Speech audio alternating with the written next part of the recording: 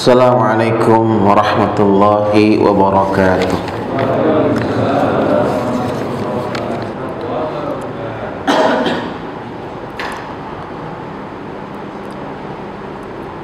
Alhamdulillah alladzi hadana li hadza wa ma kunna linahtadiya laula an hadana Allah. Ashhadu an la ilaha illallah wahdahu la syarikalah wa ashhadu anna Muhammadan abduhu wa rasuluh la nabiyya ba'dah. Allahumma salli wa sallim ala sayyidina Muhammadin wa ala alihi wa sahbihi ajma'in, amma ba'du.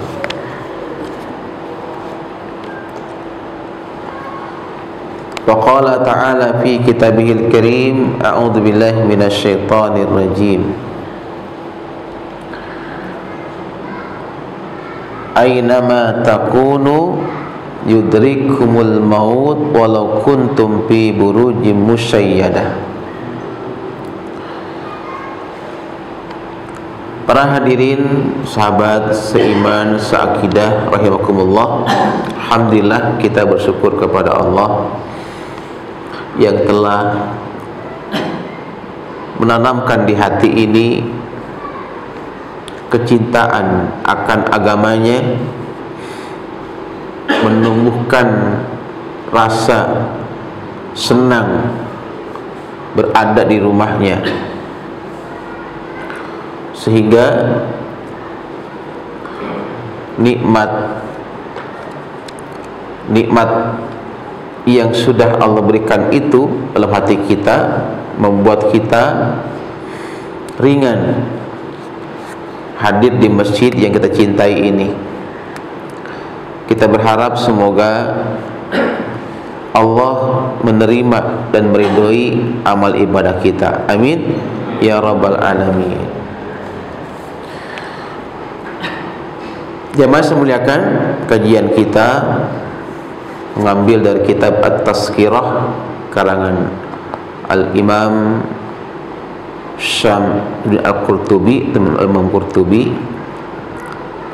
Kitab At-Tazkirah ini adalah sebuah kitab yang lengkap tentang bekal menghadapi kehidupan abadi.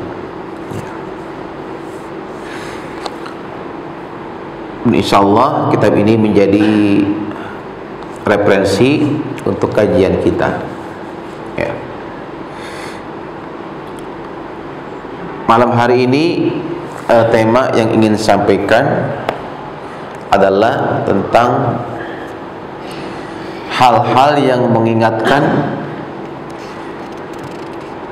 mati dan kehidupan akhirat, serta menyebabkan sikap juhud terhadap dunia.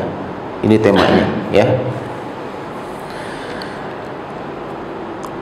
Jemaah semuliakan, salah satu yang diingatkan oleh Nabi kita, oleh Rasulullah, bahkan Nabi mengingatkan agar kita itu memperbanyak hal itu, yaitu memperbanyak mengingat kematian, ya. Sebagaimana yang disabdakan dalam hadis yang sahih, aksiru zikra hazimil lazat, yakni al-maut. Perbanyaklah kalian mengingat-ingat yang akan memutus kelezatan, memutus kenikmatan, yaitu kematian.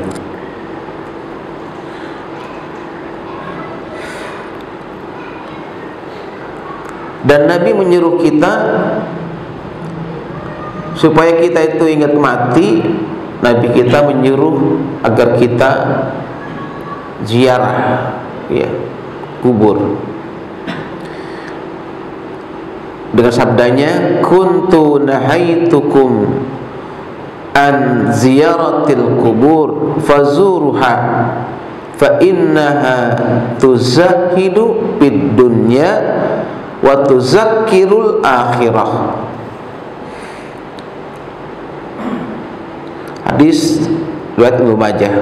Aku pernah melarang kalian ziarah kubur waktu itu karena iman masih lemah. Nabi melarang sahabatnya ziarah kubur, takut nanti mereka niatnya salah. Ziarah kubur itu cari berkah atau ngalap berkah gitu. Kan ada ya sekarang gitu ya. Ada nggak Pak? Orang yang ziarah kubur tapi tujuannya ngalap berkah. Ya. Padahal di sini kata Nabi, aku pernah melarang kalian menziarahi kubur. Maka sekarang ziarahlah kalian ke kubur. Karena ziarah kubur itu akan menyebabkan kalian bersikap juhud dengan dunia dan membuat kalian ingat akan kehidupan akhirat.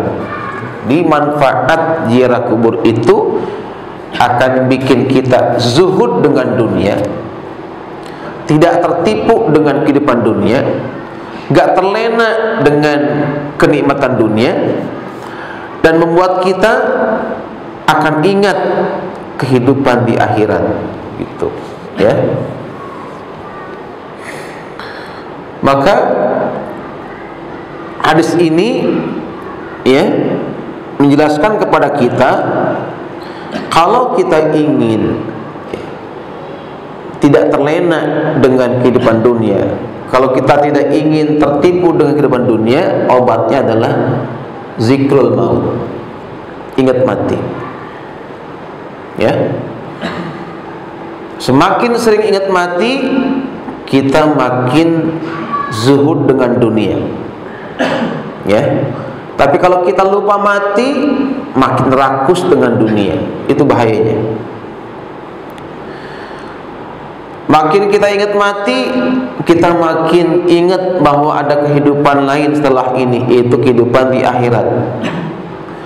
Tapi kalau kita lupa mati, kita juga lupa bahwa di sana ada kehidupan yang lebih baik, itu kehidupan di akhirat. Ya, makanya ketika ulama itu mendengar Nabi bersabda, aksiru zikro hazimil ladzat, perbanyaklah kalian mengingat-ingat yang akan memutus kenikmatan, yaitu kematian.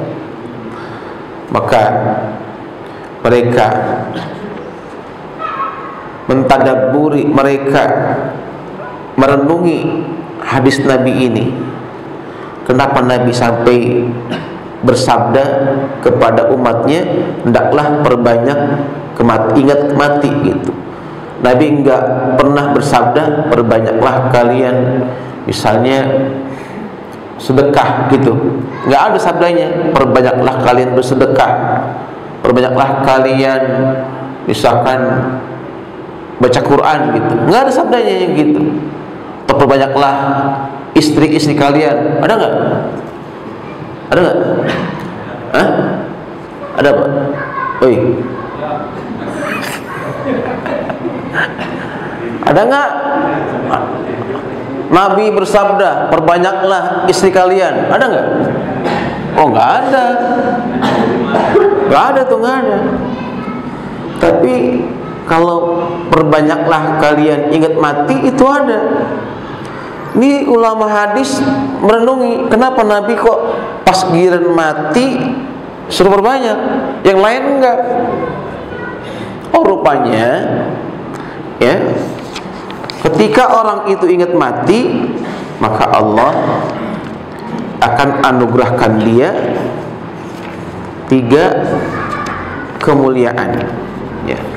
Pertama, orang tuh kalau sering ingat mati, maka dia akan diberikan an-nasyat fil ibadah, semangat sama ibadah, rajin sama ibadah. Tuh ya, makin sering ingat mati, makin semangat ibadahnya.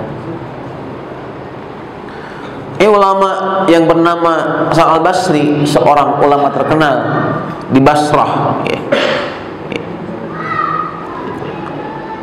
yang sangat zuhud dengan dunia, ditakuti oleh para penguasa yang zalim,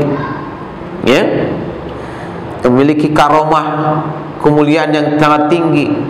Dia berkata, kalau aku sedang malas untuk beribadah, maka aku segera mendatangi orang-orang yang mati.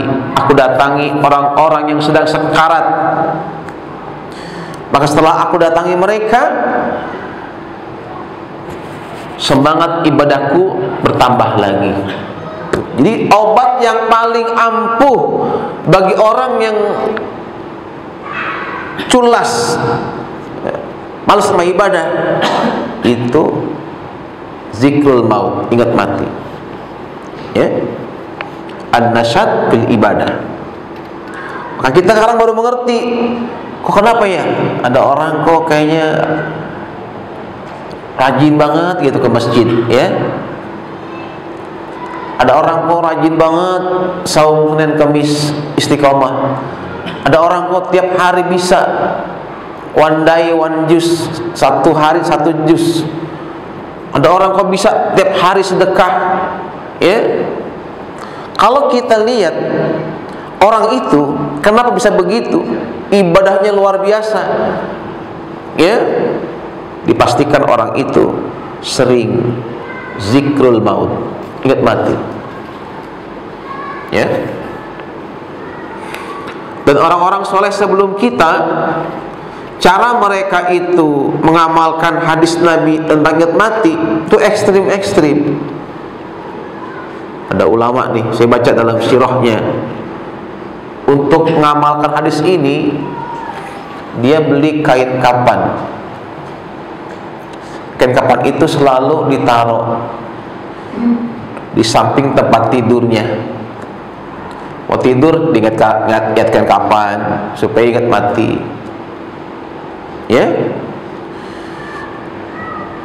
Bahkan ada seorang dosen tuh, kalau ngajar tuh tasnya gede bener tuh, isinya kayaknya banyak gitu. Ditanya sama asmanya, Bu, itu tasnya berat betul, gede banget, apa sih bawaannya?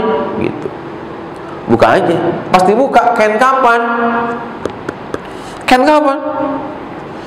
Ibu bawa ini tiap hari? Iya, tiap saya ngajar saya bawa, supaya saya ingat mati. Ada kayak gitu. Kalau saya beli kain kapan, saya taruh di lemari. Lemari yang paling begitu dibuka langsung ingat kain kapan, gitu. Jadi begitu buka lemari ingat mati, gitu.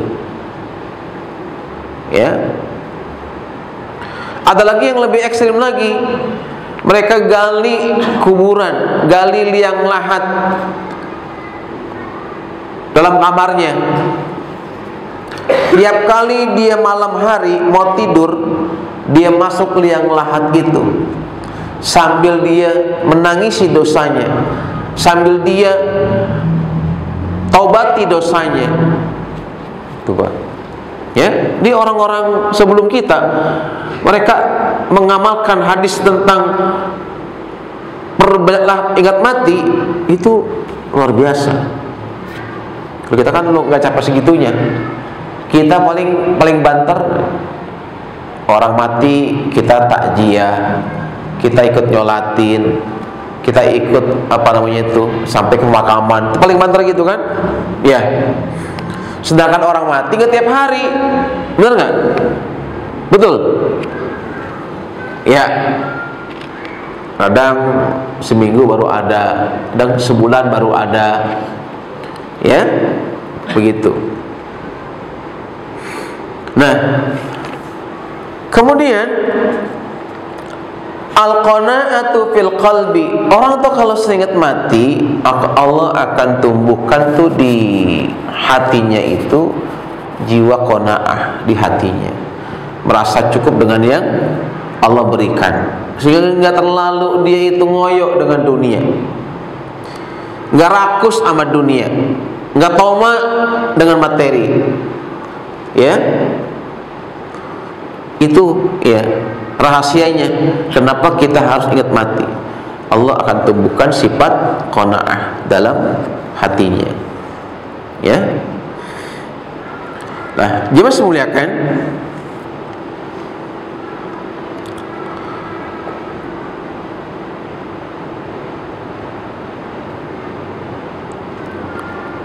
dari Ali bin Abi Thalib bahwa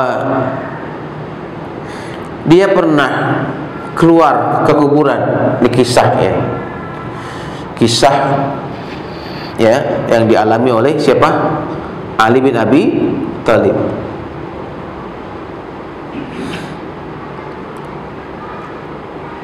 Dia pernah keluar ke kuburan, telah dekat dari kuburan, maka dia berkata, "Hai ahli kubur, beritahu kepada kami tentang keadaan kalian, atau kami yang memberi kabar kepada kalian. Adapun kabar dari kami bahwa hartamu telah dibagi-bagi, istri-istrimu telah menikah lagi, tempat tinggalmu telah dihuni oleh orang lain." Dan Ali berkata, "Demi Allah, andaikan mereka bisa bicara, niscaya mereka berkata, kami tidak melihat bekal yang lebih baik daripada takwa." Tuh, makanya Allah berfirman, "Wa tazawwadu fa inna khairaz zadit taqwa." Berbekalah kalian karena sebaik-baik bekal adalah takwa. Ya. Nah, jemaah semuliakan, kemudian pengaruh ziarah kubur ya terhadap hati manusia, kata para ulama, tidak ada nasihat yang lebih efektif terhadap hati manusia yang keras ya, selain ingat mati, selain ziarah kubur. Terutama orang yang hatinya keras. Jadi kalau hati kita keras nih, ya maaf, hati keras itu cirinya kita susah untuk khusyuk ketika sholat. Ya, kita nggak bisa merasakan lezatnya ibadah. Jadi kalau kita ingin mengetahui hati kita tuh lembut atau keras, rasakan apakah dalam sujud kita ada kenikmatan, ada nggak kehusuan dalam sholat kita, dalam ibadah kita.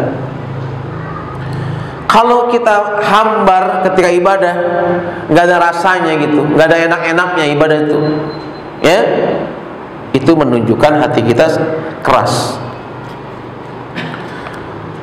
Nggak mempan sama nasihat, meskipun kita sering hadir di majlis ilmu, mendengarkan nasihat, dia lewat begitu aja, nggak memiliki asar, nggak ngaruh, nggak ngepek gitu loh.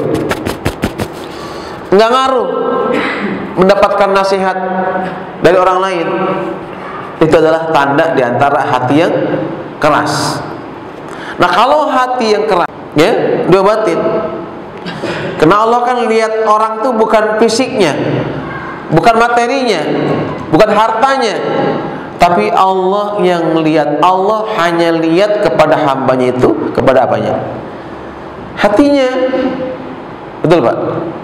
Betul. Innallaha la yanzuru ila suwarikum wala ila amwalikum walakin yanzuru ila qulubikum wa amalikum. Sesungguhnya Allah itu nggak pandang, nggak ngelihat, nggak menilai kepada bentuk rupamu, tinggi, pendek, cakep atau jelek. Allah nggak lihat. Allah ngelihat juga banyaknya hartamu, Allah ngelihat rumahmu, mobilmu, ngelihat jabatanmu apa, Allah ngelihat. Ya.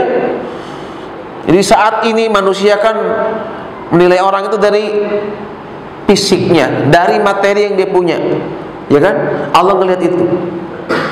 Walakin yanzuru ila qulubikum, tapi Allah itu hanya memandang dan menilai hatimu, wa a'malikum, dan amal-amal perbuatan. Itu yang Allah pandang. Ya. Maka ya, ada 4 cara bagi orang yang hatinya keras bila ingin mengobatinya. Ini obat ini. Ya. Jadi kalau hati kita keras, ini obatnya.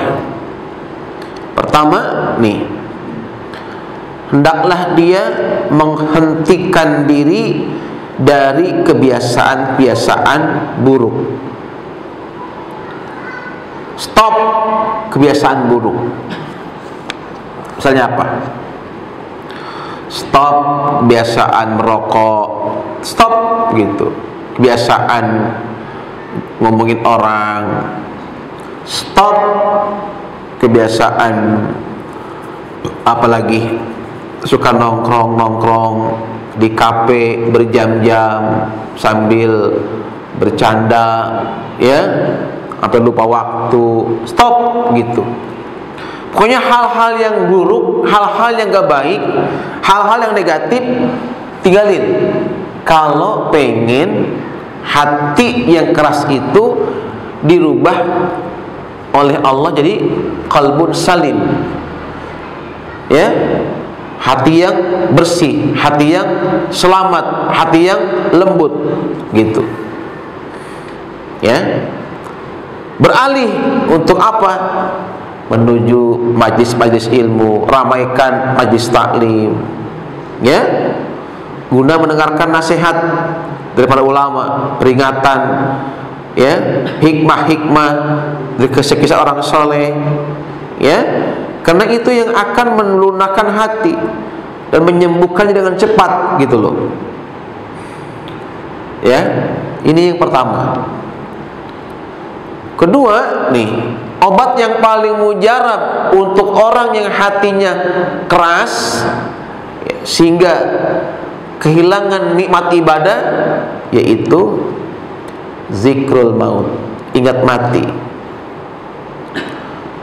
Ya, ingat yang akan memutus kelezatan, ingat yang akan memisahkan kita dengan anak-anak, sehingga membuat anak menjadi yatim, membuat istri jadi janda. Betul nggak? Betul. Saya ulangi, kematian itu memutus kenikmatan, memutus kelezatan, membuat anak-anak kita menjadi yatim, dan menjadikan istri-istri kita menjadi janda. Betul nggak? Betul. Ya. Maka ingat tuh, kita semua bakal ngalamin seperti itu. Ya, kita semua akan mengalami, akan sampai, ya, masanya kematian. Ja'al mautu baghtatan. Kadang mati itu datangnya tiba-tiba, ya, nggak pandang tua maupun muda, nggak pandang sehat maupun sakit. Kadang yang sehat mati duluan, yang sakit malah panjang umur. Saya punya tangga nih Pak, namanya Muhammad Soleh. Ibunya sakit, ya, sakit. Dia sehat, seger bugur, usianya 40. Ibunya udah 60 tahun. Dan ibunya sakit. Ini perlu terapi, berobat panjang, karena sakitnya ini sakit saraf kejepit gitu ya, sehingga perlu berobat berulang-ulang, terapi. Dia anak berbakti sama orang tua, dia nganterin anaknya, nganter orang tuanya berobat, dia nyupirin di tol sini, tol Kerawang, lagi nyupir mobil, dibilang sama ibunya, "Bu, dada saya sakit banget nih," gitu. "Nipir dulu ya rest area." "Oh iya, nggak apa." Ya, nipir ke rest area, keluar rest area, terus sampai rest area berhenti, dia begini aja tuh. Begini aja supir. Bangun-bangun. Ibunya goyang. Bangunin sama ibunya. Bangun. Udah nggak ada, meninggal di mobil begini. Ibunya yang sakit 60 tahun umurnya itu meninggalnya 10 tahun setelah anaknya meninggal. Anaknya berangkat sehat walafiat, meninggal lebih dulu. Bayangkan coba, itu kematian begitu. Kadang yang sehat mati duluan ketimbang yang sakit. Masya Allah tuh, ya.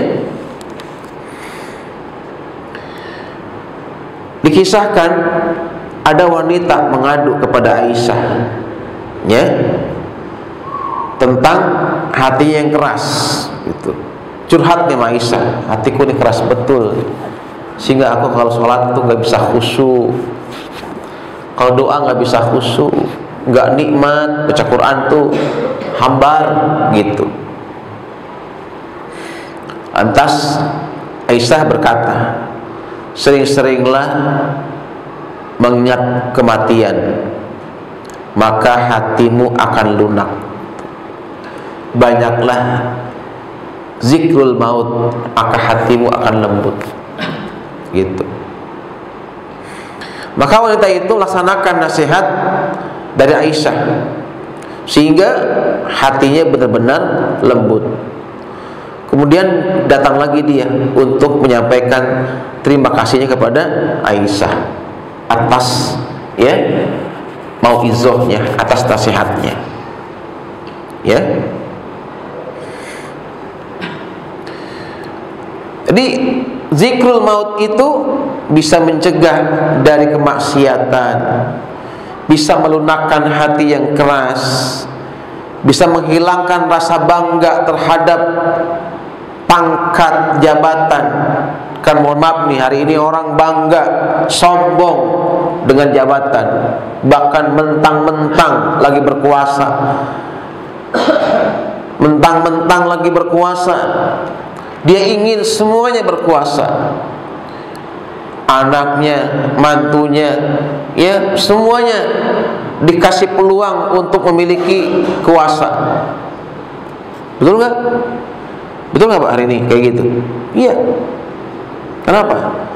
Ya, dia nggak sadar, ya, bahwa kalau mati, sedikit pun jabatannya itu, anaknya yang jadi wapres, anaknya yang menantunya yang jadi gubernur, sedikit pun nggak akan bisa bantu kalau udah mati.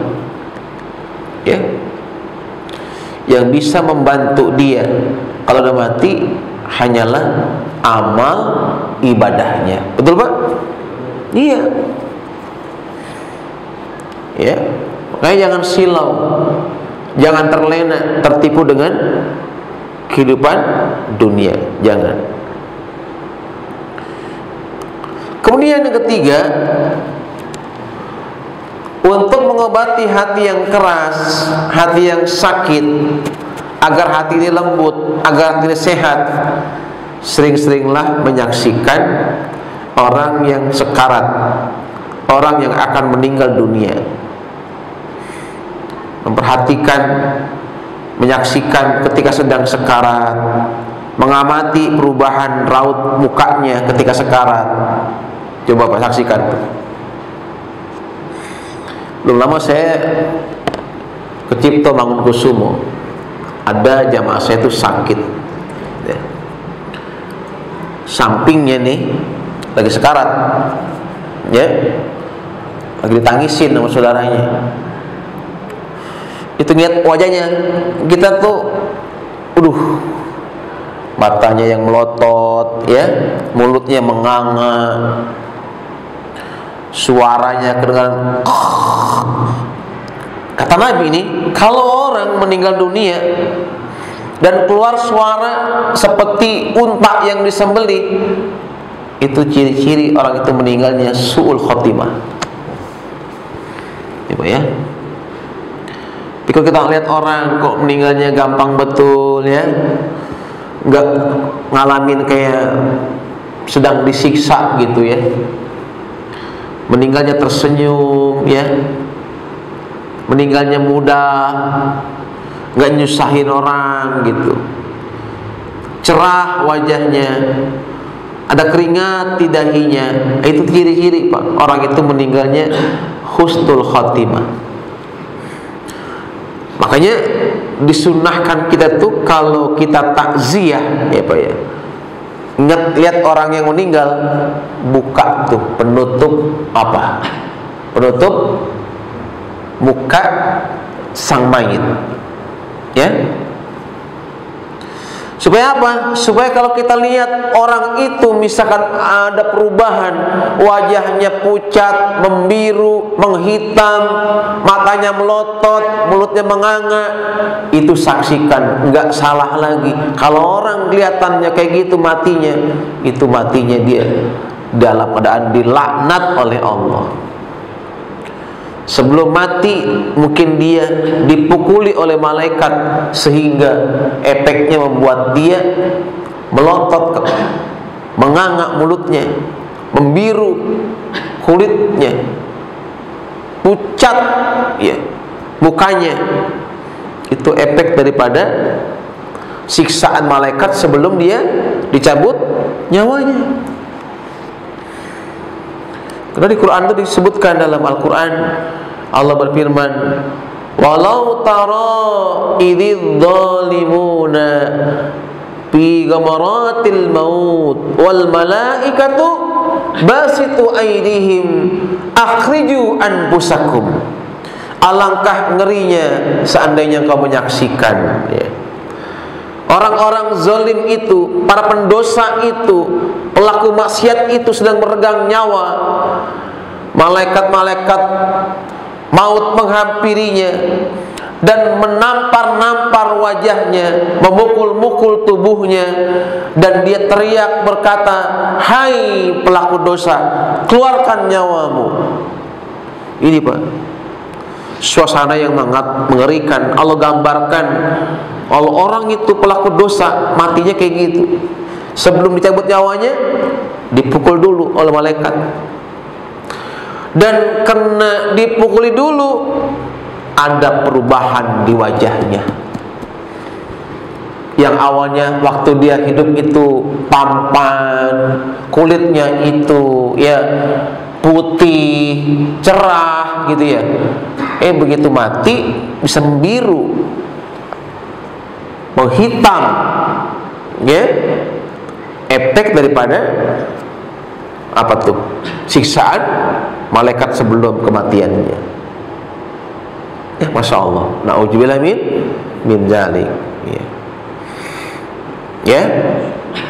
Jadi obat ketiga, kalau hati kita keras, menyaksikan orang yang akan meninggal dunia, menyaksikan orang yang sedang mengalami sakaratul maut, itu obat Pak. Ya. Maaf nih, hari ini banyak anak-anak itu orang tuanya mau meninggal dunia, dimana tangisin, ya, karena nggak tahu ilmunya. Nah, kalau orang tua tuh lagi sekarat, anak yang soleh itu nggak boleh menangisi, karena tangisan yang paling kejam adalah tangisan anak atau istri yang menangisi ayah atau suaminya yang sedang sekarat. Duh. Kenapa? Al-mayyitu mu'azzabun bibukai ahlihi. Mayit itu akan disiksa karena tangisan keluarganya. Banyak nggak Pak orang lagi sekarat ditangisin? Banyak. Ini menyalahi sunnah. Ini adalah jahiliyah. Dulu tuh orang jahiliyah kayak gitu, dia menampar-nampar mukanya, robek-robek ya bajunya. Ajan ya? Gimana? Ajan dulu? Hah? Baik, tafadhal, ajan dulu.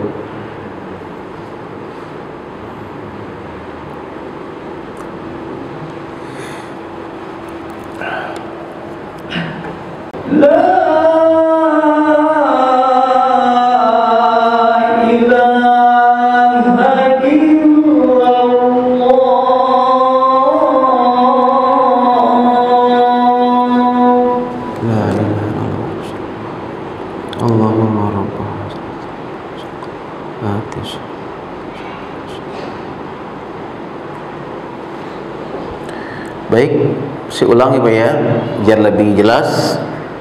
Kadang hati kita kan berubah-ubah, kadang khusyuk, kadang enggak, ya kan.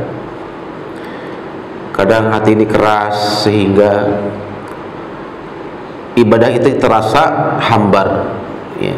Kita kehilangan manisnya ibadah. Maka pengarang kitab ini memberikan solusi. Kalau hati kita lagi keras, ada 4 obatnya. Pertama tadi, menghentikan diri dari kebiasaan buruk, ya. Tinggalkan segala hal yang negatif, tinggalin. Karena itu racun hati, ya. Itu yang akan mengotori hati. Kedua, memperbanyak ingat mati. Itu yang kedua obatnya. Yang ketiga, menyaksikan orang yang sedang sekarat, menyaksikan orang yang akan mati. Lihat perubahan wajahnya yang sangat mengerikan, menakutkan, ya. Ini akan membuat kita, ya, semangat sama ibadah, membuat tubuh yang awalnya males, ya, untuk bangun malam, semangat jadi bangun malam, membangkitkannya untuk terus beramal dengan lebih sungguh-sungguh, ya. Al-Kisah Hasan al-Basri pernah berkunjung kepada orang yang sedang sakit dan sedang mengalami sakaratul maut, ya. Dia melihat betapa susahnya orang itu menahan sakaratul maut, betapa pedihnya orang itu mengalami detik-detik nazak, detik-detik dicabut nyawanya.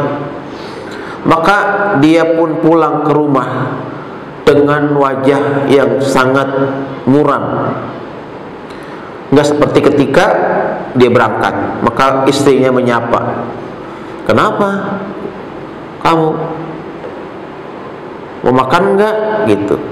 "Ingin makan, semoga Allah merahmatimu." Apa jawab dia? "Wahai istriku, keluargaku,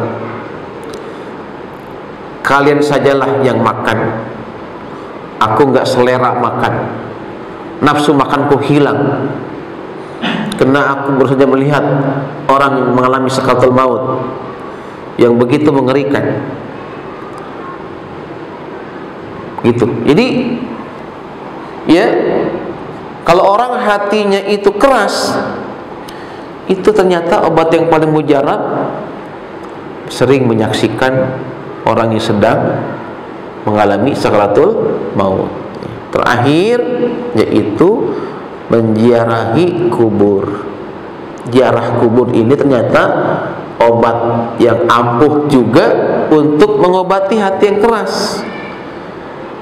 Kenapa?